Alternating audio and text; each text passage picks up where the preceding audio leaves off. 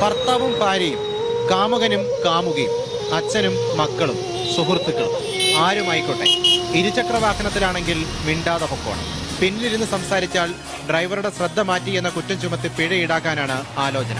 കേട്ടവരെല്ലാം മൂക്കത്ത് വിരൽ വെച്ചു. ഇതൊക്കെ കഴിഞ്ഞിട്ട് നമ്മളെ പിണറായി വിജയന്റെയും മോദിന്റെ ഒക്കെ സംഭാവനയായ 100 രൂപന്റെ പെട്രോൾ അടിച്ചിട്ട് നമ്മളിങ്ങനെ പോയാൽ ആ വളവിലുണ്ടാകും പോലീസുകാർ കാത്തുക്കുക. എന്തിനാണ്? എന്തെങ്കിലും ഒന്ന് പറഞ്ഞ നിങ്ങളുടെ കയ്യിൽ നിന്ന് പണം പിഴുകാൻ. സത്യത്തിൽ പിണറായി വിജയ, ഇതിനേക്കാൾ നല്ല ഒരു പണി എന്താണെന്നറിയാം? കേരളത്തിലെ എല്ലാ നഗരത്തിലും മന്ത്രിമാരോട് തോർത്ത് വിരിച്ച് റോട്ടിലിരിക്കാൻ പറ, പിരിക്കാൻ പറ, ഇറക്കാൻ പറയും. അതാ നല്ലത്. അല്ലെങ്കിൽ ബസ്സിൽ തിരക്കുള്ള ബസ് കയറിയിട്ട് പോക്കറ്റ് അടിക്കാൻ പറയും മന്ത്രിമാരോട്. അങ്ങനെ പണം ഉണ്ടാക്കാൻ പറയൂ. അതാ ഇതിനേക്കാൾ മര്യാദ.